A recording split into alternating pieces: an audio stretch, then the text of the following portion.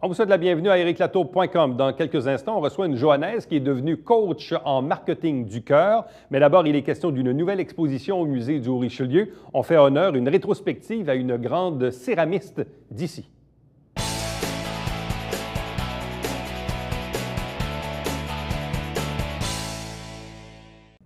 Nouvelle exposition au musée du Haut-Richelieu en vigueur jusqu'au 4 décembre, Terre sacrée. Exposition sur la céramiste johannaise Rose-Anne Mona.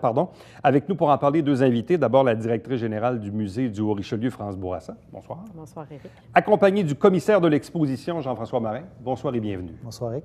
Bon, tout d'abord, France, il faut le dire et le redire parce que le musée est à nouveau en opération. Oui, en fait, on a recommencé nos activités officiellement en mai dernier. On en est à notre troisième exposition cette année, une thématique qui nous est chère, évidemment, le volet céramique qu'on va tenir jusqu'en décembre. Donc oui, officiellement, le musée est reparti pour ses expos temporaires. La permanente va s'en venir là, au courant des prochains mois. Bon, parce qu'il faut le dire, il y a eu beaucoup de travaux de rénovation. Oui, et ça s'est terminé, en fait, récemment. On a terminé le balcon à l'avant au mois de juillet, donc on a pu réouvrir avant, mais depuis septembre 2014 jusqu'en avril à peu près 2016, on était en rénovation, activité partielle. À un moment donné, on avait la boutique, des fois on avait des expositions, mais on alternait, des fois on était fermé au complet pendant un petit bout, mais là on est tout réouvert. Rappelle-nous la raison pour laquelle la céramique est aussi importante dans l'histoire de la région, mais aussi pour le musée du Haut-Richelieu. Bien, en fait, Saint-Jean-Héberville a été considéré pendant plus de 100 ans, en fait, capitale de la céramique au Canada. Donc, c'est pas rien. Il y avait les matériaux, les producteurs, les potiers étaient vraiment ici. Il y avait un noyau important. Le musée, en tant que musée d'histoire régionale, trouvait en fait important de s'approprier ce créneau-là. Et notre collection aussi est composée, au moins le tiers est composé d'objets faits céramiques, donc autant de Saint-Jean que de l'ensemble du Québec. Donc, c'est pour ça que nous, ce créneau-là, on le met en valeur régulièrement là, dans notre programmation annuelle. Bon, et comment s'inscrit la préparation de cette exposition de Rose-Anne Mona? Comment ça s'inscrit? Bien, en fait, si on part à l'origine de ce projet-là, c'est que c'est Jean-François qui nous est arrivé en 2013, fin 2013, 2014. Il dit « Ah, j'ai rencontré Madame Mona, c'est une céramiste... honnêtement, qui a une renommée internationale, mais elle est discrète et moi, je ne savais pas trop c'était qui. Puis à force d'en parler avec Jean-François, on s'est dit, bien, ça serait vraiment intéressant d'avoir une exposition là-dessus. Et là, le projet est vraiment né, vraiment parti en 2014 parce que ça a impliqué une tonne de recherche, en fait, là, pour aboutir maintenant là, avec l'exposition qu'on vous présente. Bon, alors Jean-François, question, qui est Rose-Anne Mona? Rose-Anne Mona, c'est une céramiste d'origine française qui est née en 1932 dans les Cévennes, au sud de la France, et qui a passé sa jeunesse dans le sud de la France et qui a été inscrite à l'École des beaux-arts d'Aix-en-Provence vers 1947.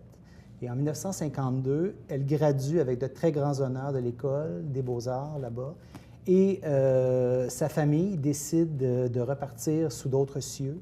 Donc, ils tentent leur chance ici au Canada.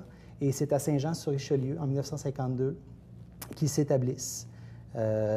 Et depuis cette date, Rose-Anne Mona a commencé une production céramique. Et elle s'est lancée un peu dans le créneau de l'art religieux qui était très populaire. Il faut se rappeler que dans les années 50, les années 60, l'art liturgique connaissait finalement un renouveau. Et on s'intéressait de moins en moins aux objets en plâtre, moulés, qui présentaient des personnages très, très souffrants. Et on s'intéressait finalement au côté artistique des objets.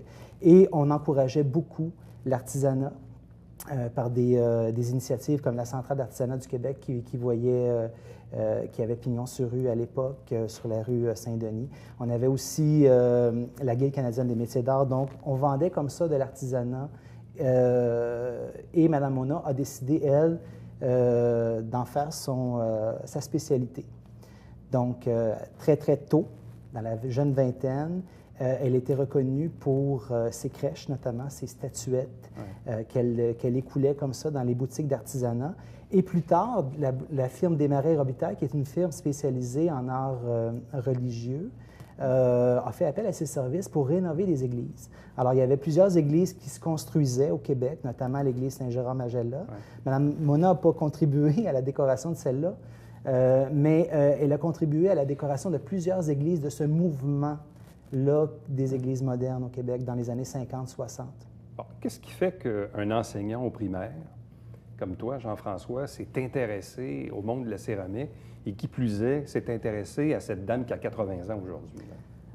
C'est un concours de circonstances, en fait, parce qu'au départ, un peu comme le musée s'intéresse à la céramique et à l'histoire céramique johannaise, je me suis intéressé à la production de pièces qui étaient faites ici à Saint-Jean à la fin du 19e siècle, au début du 20e siècle.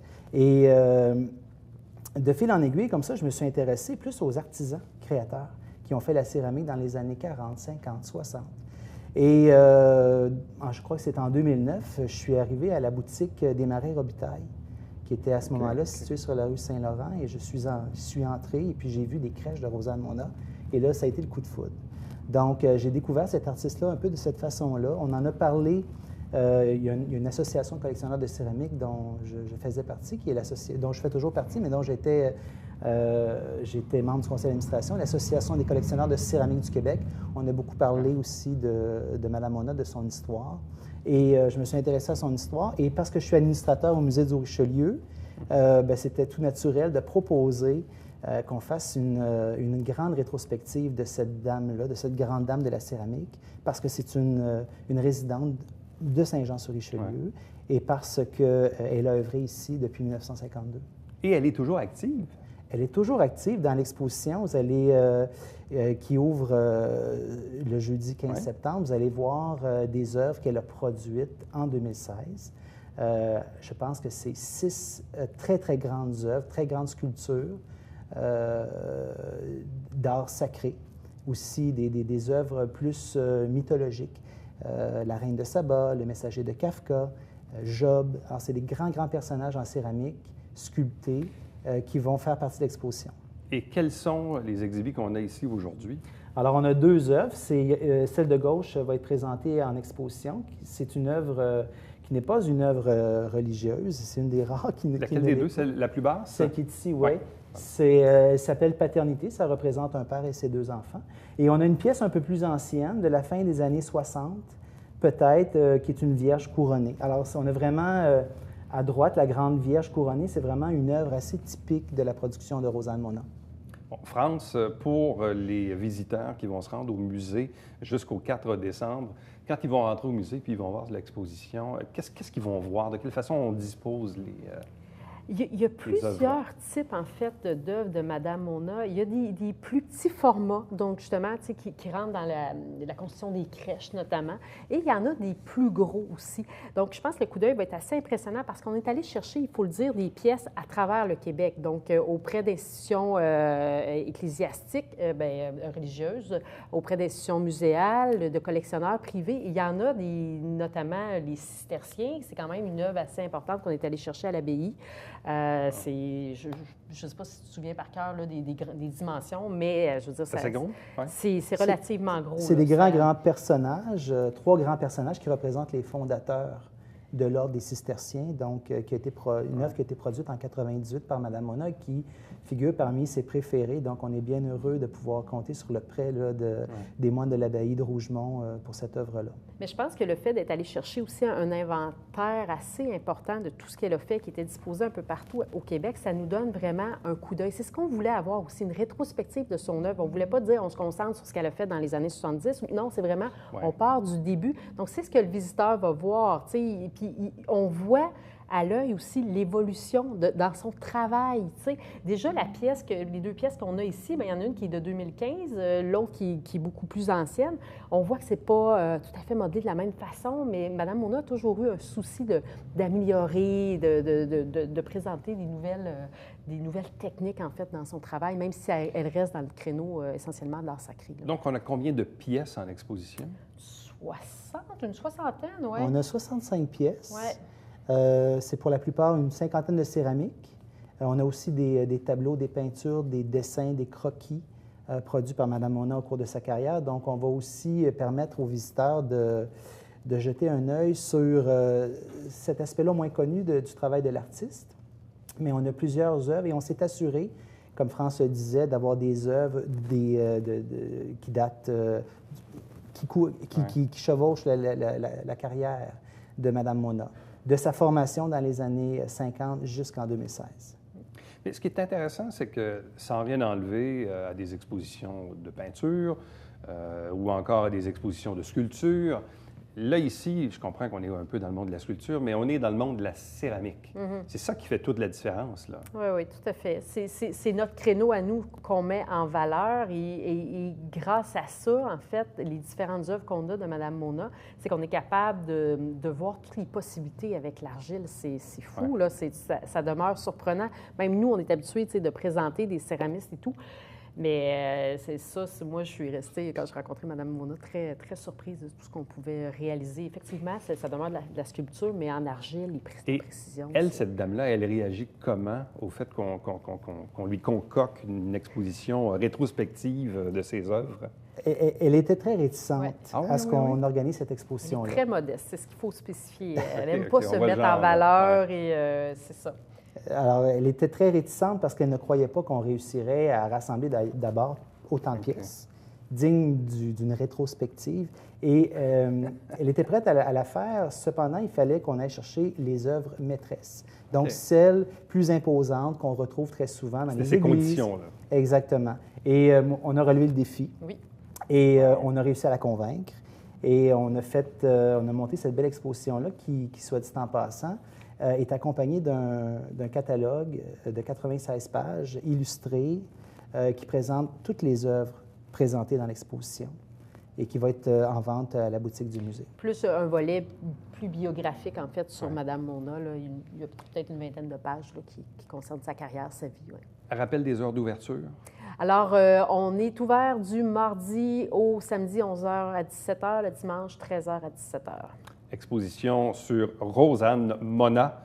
Donc, bien sûr, rétrospective, Terre sacrée, en vigueur jusqu'au 4 décembre au musée du Haut-Richelieu. Merci à vous deux. Merci. Restez avec nous. Au retour, on reçoit une coach en marketing du cœur.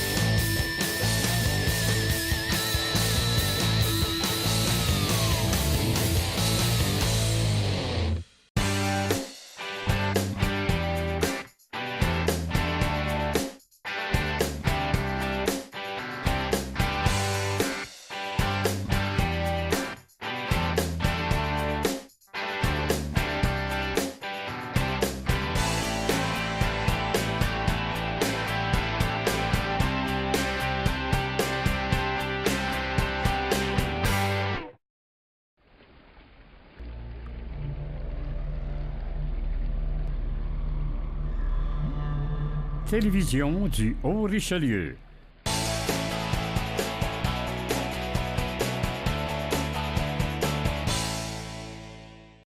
Elle est originaire de Saint-Jean-sur-Richelieu et elle est coach en marketing du cœur. Elle s'appelle Émilie Paquin. Elle est avec nous. Bonsoir et bienvenue. Merci beaucoup de me recevoir. Bien, ça fait plaisir. Qu'est-ce que c'est du marketing du cœur? Oui, en fait, on me pose souvent la question. Le marketing du cœur, c'est une approche humaine de faire des affaires. C'est une approche qui est différente de ce qu'on est habitué de voir.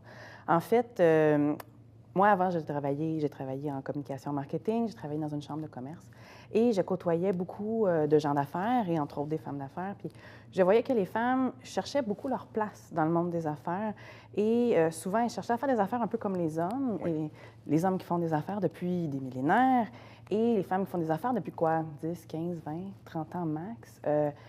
Et cherchaient leur place et je me disais, il doit y avoir moyen de faire des affaires autrement. C'est-à-dire, pas nécessairement de façon à avoir la tête froide, de se dire, ah, prenez pas personnel, les affaires, c'est la business, il ne faut pas mélanger les émotions et les affaires, alors que les femmes, on a besoin de vivre nos émotions, on a besoin d'être authentique, d'être nous-mêmes. Donc, j'ai eu envie de développer une approche qui était authentique, qui est en alignement avec qui on est, avec nos valeurs, nos principes. Donc, une approche qui est plus humaine. Donc, c'est pour ça que ça s'appelle le marketing du cœur. Bon, c'est très vrai parce que je regarde dans ma propre expérience d'entrevue avec des Pauline Marois, des Louise Arel, des Lisa Frula, puis on pourrait toutes les nommer. Et souvent, moi, ce qui recoupe tout ça, là, quand j'ai fait beaucoup d'entrevues avec des femmes en politique, ils me disaient, pour percer, il faut faire de la politique comme des hommes. Oui, c'est vrai. Puis c'est un peu vrai aussi dans le monde des affaires, mais on dirait que le temps fait son œuvre et qu'il est probablement possible aussi de faire autrement. Mais même on regarde encore sur certains conseils d'administration, il n'y a pas encore vraiment...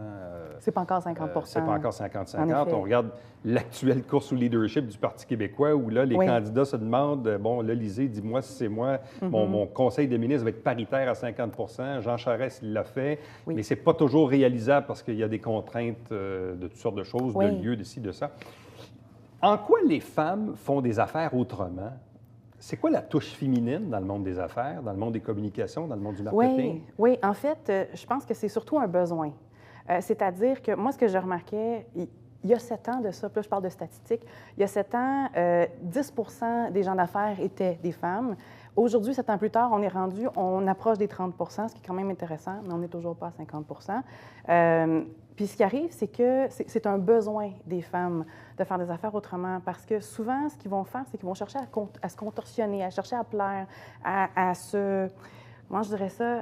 À faire attention à ce qu'ils disent, à ce qu'ils font, à jouer la game des hommes un peu. Puis ils sont pas bien dans ça, dans cette énergie-là. Ils sont pas nécessairement elles-mêmes, ils sont pas nécessairement à l'aise d'agir comme ça. Alors que le besoin, dans le fond, c'est vraiment... Moi, je le vois vraiment avec mes clientes, puis moi, j'ai organisé ce que j'appelle une cellule d'affaires où ce que mes clientes se retrouvent entre elles. Puis je le remarque quand on se retrouve en gang de filles, si on veut, c'est là où est-ce qu'ils s'ouvrent, puis qu'ils allument, puis là, ils ont des étoiles dans les yeux, puis c'est là où il y a des connexions humaines, des connexions profondes, où est-ce que là, il y a des échanges humains. Et oui, on fait des affaires, mais on fait des affaires avec le cœur. Donc, c'est beaucoup plus profond, je te dirais, comme relation.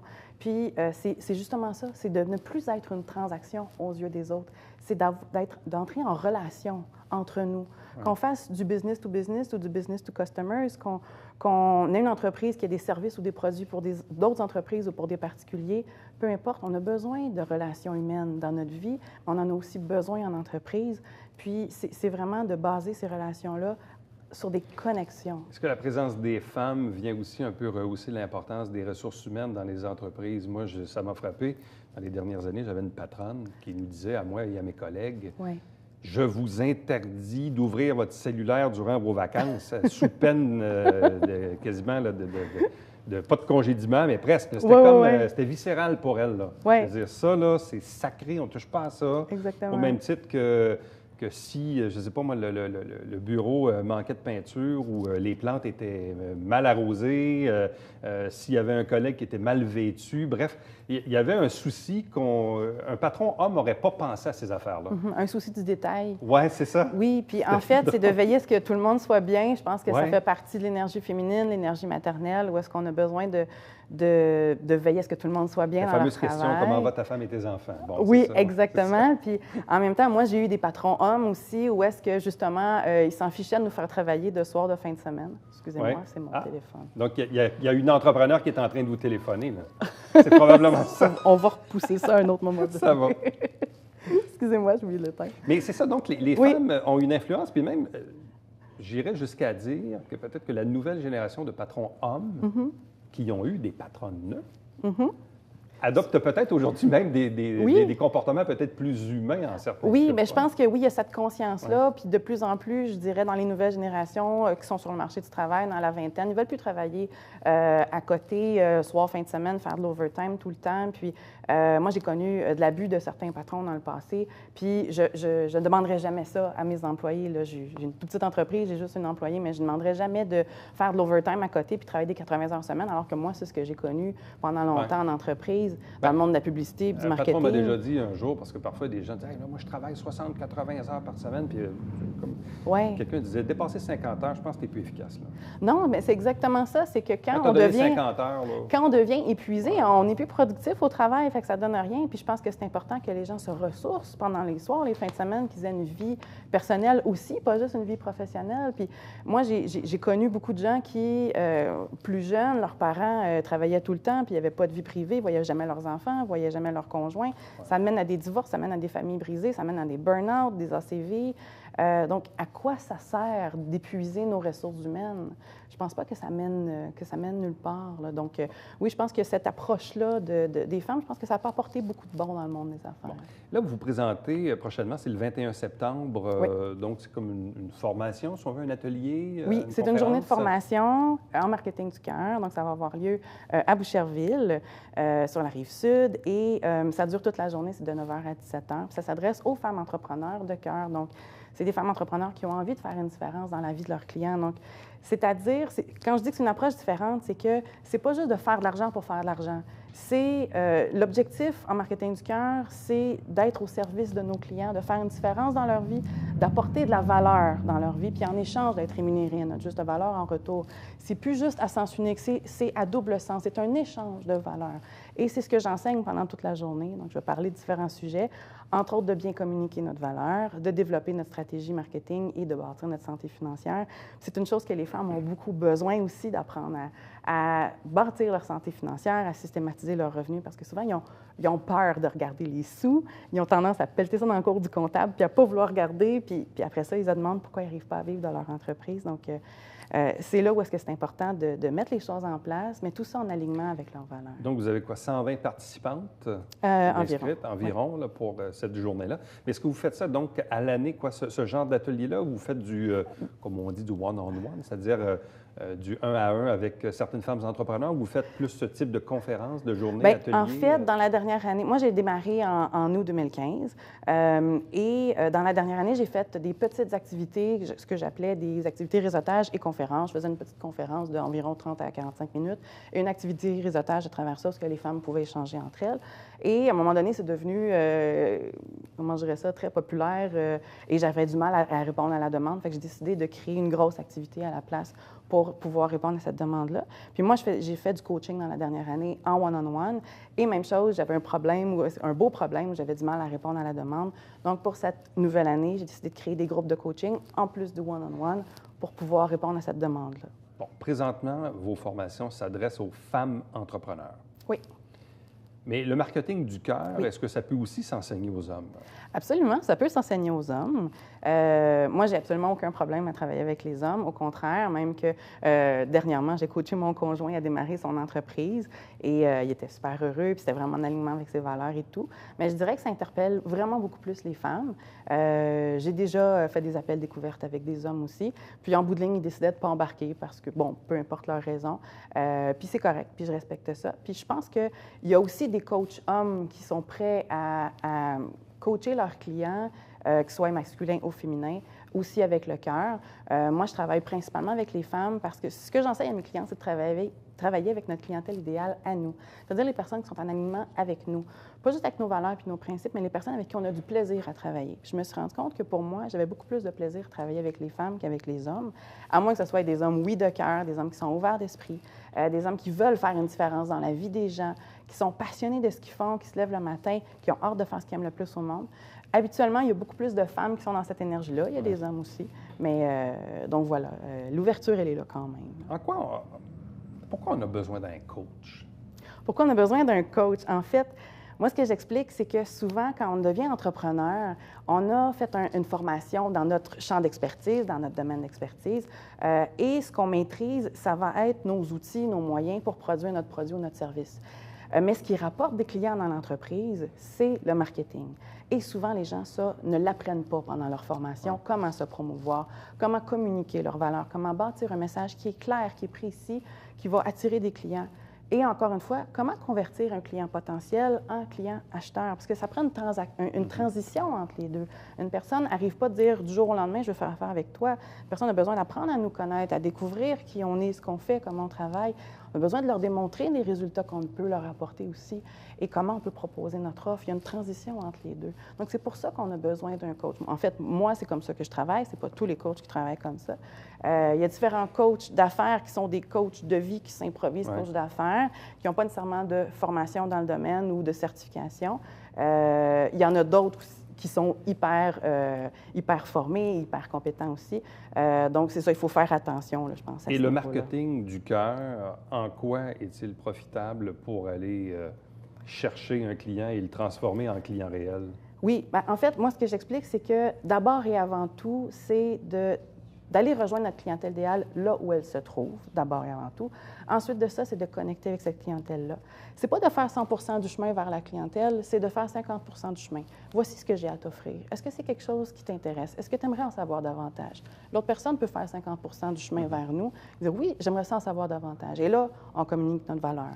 On communique notre message, on démontre les résultats qu'on a à leur apporter et on propose notre offre. Et la personne est libre de décider si elle a envie d'aller de l'avant ou pas avec notre offre. Et c'est une approche qui est vraiment différente parce que, au lieu de l'ancien type de marketing, cherche à mettre les gens au pied du mur puis les convaincre. Achète, achète, achète. Puis il n'y a personne qui se sent bien avec ça. Il y a beaucoup de manipulation. Puis la notion de vente, la notion de marketing, il y a beaucoup de notions négatives rattachées à ça, puis avec raison. Parce que les gens sont tannés de se faire mettre au pied du mur. Donc, c'est là où est-ce que c'est important de vraiment laisser les gens prendre leurs propres décisions. Tout est une question d'approche. Exactement, d'avoir une approche qui est complètement différente. Puis il y a des gens qui peuvent être prêts maintenant. Il y a des gens qui ne sont pas prêts maintenant, mais qui peuvent être prêts plus tard. Donc, quand les gens sont libres de prendre leurs propres décisions, ils se sentent vraiment beaucoup mieux là-dedans. Donc, c'est vraiment une approche différente. Alors, si vous êtes une femme entrepreneur et désirez en savoir plus sur le coaching en marketing du cœur, emiliepaquin.ca. Merci beaucoup. Merci beaucoup. Restez avec nous. Au retour, le Babillard quotidien.